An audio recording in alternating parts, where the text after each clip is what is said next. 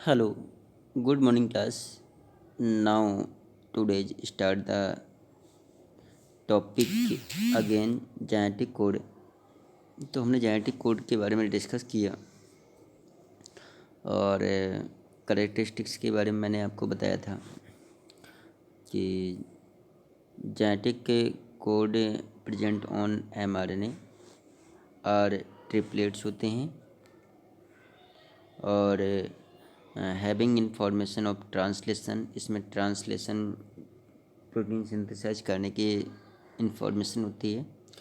मतलब डीएनए से एमआरएनए बनाता है और एमआरएनए में जो कोडिंग होती है वो कैसे ट्रिपलेट होती है और मतलब ड्यूरिंग ट्रांसलेशन के थ्रू प्रोटीन का सिंथेसाइज करते हैं।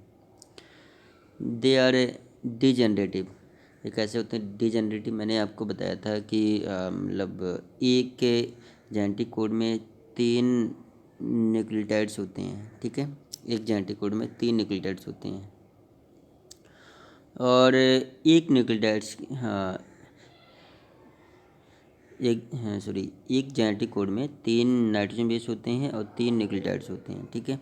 और एक के न्यूक्लियोटाइड्स में 4 पॉसिबिलिटी होती हैं, 4 नाइट्रोजन बेस होते हैं, जैसे एडेनिन, गुआनिन, साइटोसिन, थायमिन। या ये आरएनए है तो क्या होगा, यूरेसिल होगा, ठीक है।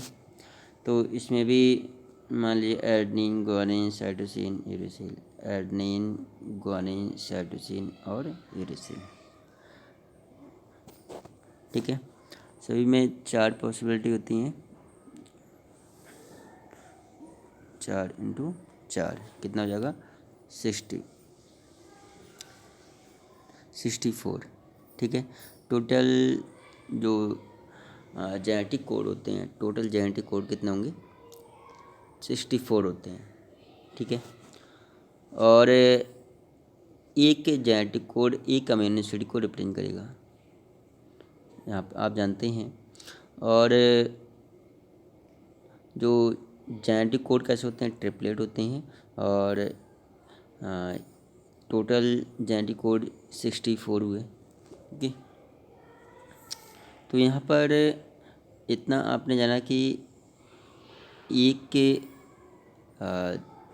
जेनेटिक कोड में 3 नाइट्रोजन बेस होते हैं और 3 न्यूक्लियोटाइड्स होते हैं और एक के जेनेटिक कोड एक अमीनो एसिड को रिप्रेजेंट करता है, ठीक है।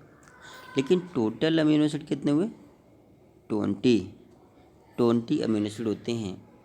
तो लेकिन 64 तो जेनेटिक कोड हुए। तो यहाँ पर ये समझेंगे एक अमीनो एसिड एक से अधिक जेनेटिक कोड को रिप्रेजेंट करेगा, ठीक है। एक अमीनो एसिड के एक से अधिक जेनेटिक कोड हो सकते हैं, लेकिन एक जेनेटिक कोड एक अमीनो एसिड को रिप्रेजेंट करेगा, क्लियर। एक जेनेटिक कोड इसे AUG एक जेनेटिक कोड है, ये एक अमीनो एसिड की रिप्रेजेंट करेगा, लेकिन एक अमीनो एसिड के कई एक जेनेटिक कोड हो सकते हैं। तो ये डी जनरेटिव नेचर का शो करते हैं, ठीक है। नॉन ओवरलैपिंग या कॉमालेस होते हैं। तो ये कैसे होते हैं, नॉन ओवरलैपिंग, जैसे एक ये है स्टैंड्स है, इसमें adenine, guanine, cytosine, thymine, uracil, adenine, guanine और गुआनिन गुआनिन इस टाइप से मतलब कुछ नाइट्रोजन बेस होते हैं। तो ये कैसे होंगे, ट्रिपलेट होते हैं। तो एक जैसे एक के जेनेटिक कोड ये हो गया और एक जेनेटिक कोड ये हो गया, ठीक है। तो 1 2 इस टाइप से जेनेटिक कोड इन्फॉर्म होती हैं और एक सीक्वेंस में होते हैं और ना ही किसी में ओवरलैपिंग होगा, ना ही ये कॉमनलेस होंगे। जैसे ये अब ये यहाँ से यहाँ तक एक जेनेटिक कोड हो गया, यहाँ से यहाँ तक एक जेनेटिक कोड हो गया, ठीक है। अब ये बीच से जेनेटिक कोड को फॉलो नहीं करेगा, ये नहीं बनाएगा, तो ये ओवरलैपिंग नहीं होगी, ठीक है। तो यहाँ पर करा है ना ही कॉमनलेस होंगे ना ही ओवरलैपिंग होंगे और ये एम्बिग्यूअस होंगे। कैसे होंगे, एम्बिग्यूअस, मतलब ये कोई इनका ये झूठ नहीं बोलते हैं कि जैसे कोई भी एक जेनेटिक कोड एक अमीनो एसिड को रिप्रेजेंट नहीं करेगा, पर्टिकुलर अमीनो एसिड को ही रिप्रेजेंट करेगा, ठीक है। ये तो और किसी को रिप्रेजेंट नहीं करेगा। और ये कैसे होते हैं, यूनिवर्सल होते हैं।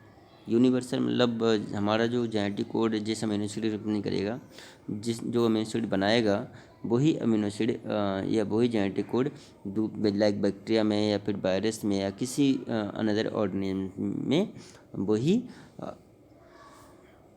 प्रोटीन या फिर अमीनो एसिड को बनाएगा, ठीक है, वही कोड।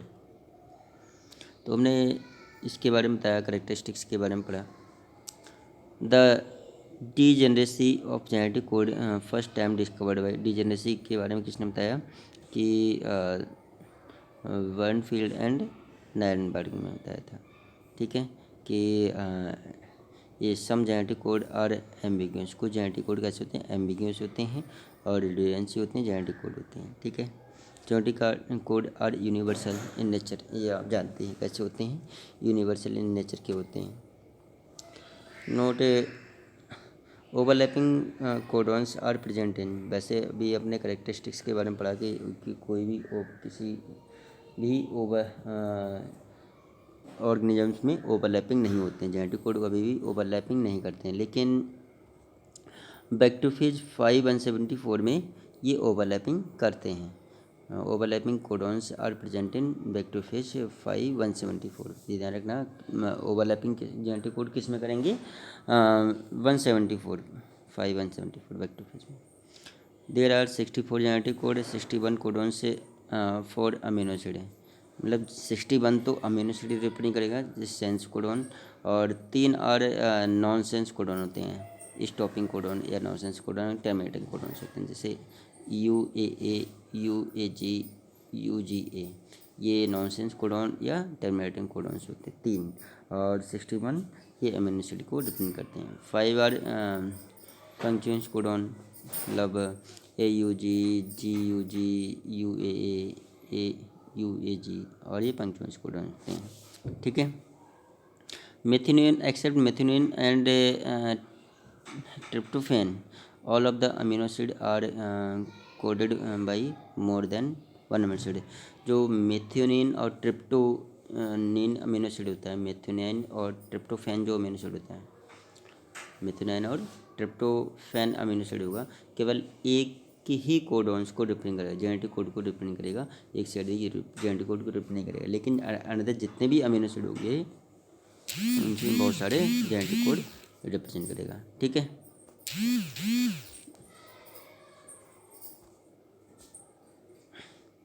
सेंट्रल लोगमा, आप जानते हैं कि सेंट्रल लोगमा मतलब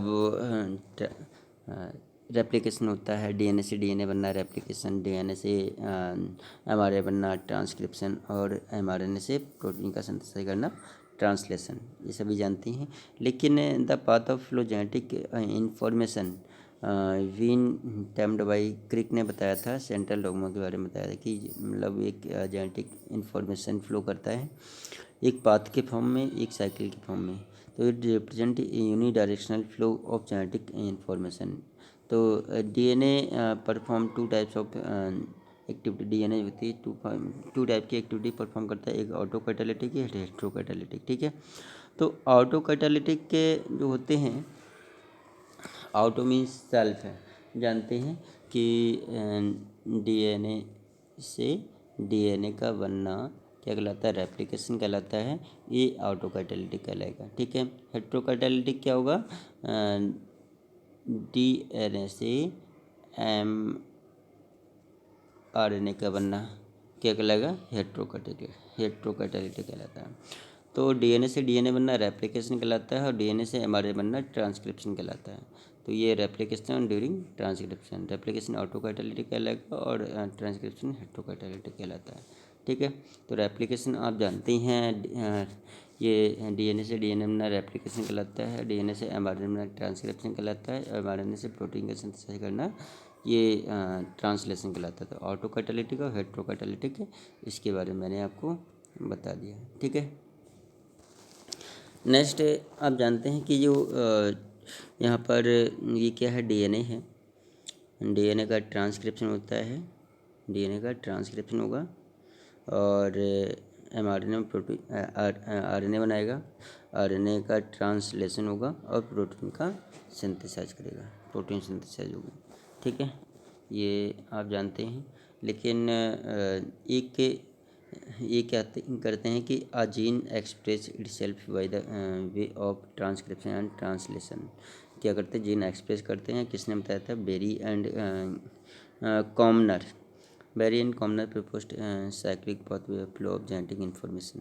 बेरी एंड कॉमनर ने जेनेटिक इन्फॉर्मेशन के बारे में बताया कि मतलब एक साइकिल के फॉर्म में होती है। डीएनए से आरएनए बनता है, आरएनए से प्रोटीन बनती है और प्रोटीन से आरएनए बनता है, आरएनए से अगेन डीएनए बनता है। लेकिन इसका कोई भी तथ्य साबित नहीं हुआ, कोई भी प्रमाण साबित नहीं मिला, इसलिए ये लागू नहीं हुई। ठीक है, लेकिन के बताया किसने था? बेरी एंड कॉमनर ने।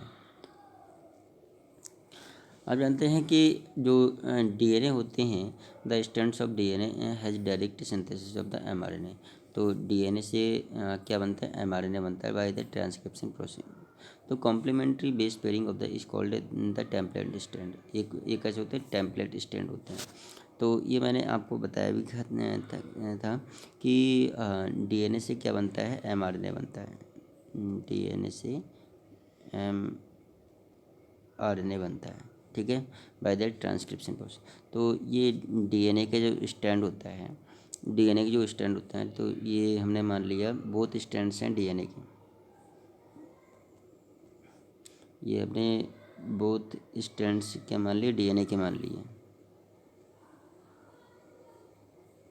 जी। ठीक है, इसको हमने मान लिया 3' to 5' और 5' to 3'। ठीक है, तो ऑलवेज जो एमआरएनए बनेगा जिस स्टैंड से बनेगा, तो जानते हैं एमआरएनए की जो न्यू स्टैंड होती है वो 5' to 3' होती है। तो 5' to 3' जो कॉम्प्लीमेंट्री स्टैंड बनेगा वो मतलब इसके अपोजिट 3' to 5' पे ही बनेगा। तो ये क्या है? टेम्पलेट स्टैंड है। ठीक है, तो इसकी कॉम्प्लीमेंट्री स्टैंड जो बनेगा, एमआरएनए की स्टैंड बनेगा, इस पर बनेगा।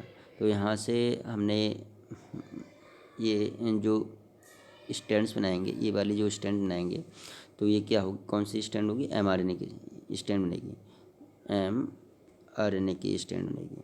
और एक ऐसी की कॉम्प्लीमेंट्री होगी। ठीक है, तो ये टेम्पलेट स्टैंड होगी। ये कैसे होगी? टेम्पलेट स्टैंड होगी। और इसी पर ही इसी स्टैंड पर एमआरएनए सिंथेसाइज होगा। तो एमआरएनए भी किससे बनता है? किस स्टैंड सिंथेसाइज होता है? 5' to 3' से। 5' से स्टार्ट होता है 3'। ठीक है, तो ये इसके अपोजिट जो टेम्पलेट स्टैंड है वो 3' to 5' है। तो ये टेम्पलेट, ये नॉन जो ये इस पर जो एमआरएनए बन रहा है, एमआरएनए बन रहा है, तो हाँ, आरएनए पॉलीमरेज इस पर वर्क करेगा। तो बन क्या रहा है? एमआरएनए बन रहा है, तो आरएनए पॉलीमरेज वर्क करेगा। ये नॉन कोडिंग स्टैंड कहलाएगी। ये नॉन टेम्पलेटिंग या coding stand, non coding stand कहलाता है। ठीक है, coding stand. All the transfer of point and defining a transcription unit is made of the coding stands हैं। ठीक है, तो इसके बारे में मैंने आपको ये बताया।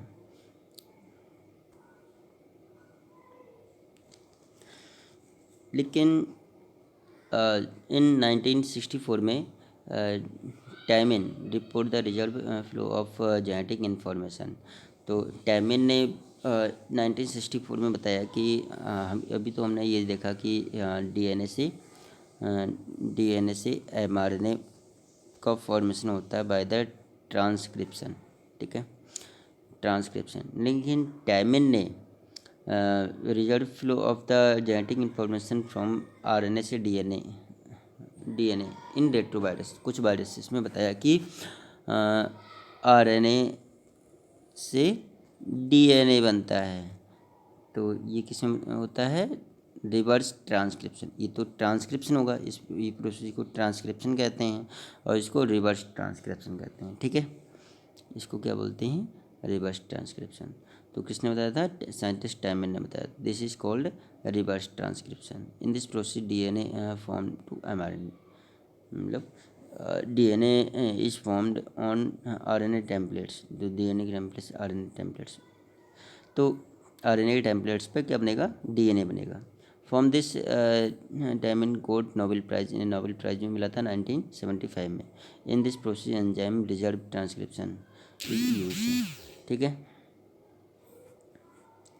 Reserve transcriptase enzyme is RNA dependent DNA polymerase, इस पर वर्क करता है, डिस्कवर्ड बाई टाइमन ने डिस्कवर किया था 1970 में। This enzyme also use genetic engineering to synthesise of copy DNA to cDNA बनाने में इनका वर्क होता है। तो रेप्लिकेशन आप जानते ही हैं, DNA से DNA बनना, DNA से DNA बनना रेप्लिकेशन कहलाता है, DNA से mRNA बनना ट्रांसक्रिप्शन कहलाता है, लेकिन RNA से DNA बनना रिवर्स ट्रांसक्रिप्शन कहलाता है। तो मॉडर्न सेंट्रल डॉगमा ये कहलाएगा, और RNA से प्रोटीन सिंथेसाइज कहलाती है ट्रांसलेशन, ओके। ट्रांसक्रिप्शन जो यूनिट होती है, ट्रांसक्रिप्शन जो यूनिट प्रमोटर, स्ट्रक्चरल जीन और टर्मिनेटर, ये कई बार क्वेश्चन पूछ चुके हैं कि ट्रांसक्रिप्शन यूनिट कौन कौन सी ट्रांसक्रिप्शन यूनिट होती हैं, प्रमोटर, स्ट्रक्चरल और टर्मिनेटर। थ्री ट्रांसक्रिप्शन यूनिट होती है, प्रमोटर, स्ट्रक्चरल जीन और टर्मिनेटर। यहाँ पर जो टेम्पलेट स्टैंड और कोडिंग स्टैंड दो देखते हैं। टेम्पलेट स्टैंड अभी मैंने बताया, टेम्पलेट स्टैंड कौन से होते हैं, जिस स्टैंड से mRNA बनता है। जैसे अभी मैंने 2 DNA के स्टैंड्स बताए थे, ये 2 DNA के स्टैंड्स बताए थे, ठीक है। DNA के 2 स्टैंड्स बताए थे, ये 3' to 5' और 5' to 3' बताए थे। तो यहाँ पर जो ये 3' पर ही बनेगा mRNA, तो इस स्टैंड से हमने ये नया स्टैंड बना दिया 5' to 3', तो ये जो हो जाएगा ये mRNA अभी मैंने बताया, ये क्या है mRNA। तो जिस स्टैंड बनेगा ये 3' to 5', तो इसके अपोजिट ही जो न्यू स्टैंड बनता है 5' to 3' वर्क करता है, ठीक है। तो इसमें मान लीजिए एडनिन है, ग्वानिन है, साइटोसिन है, ठीक है।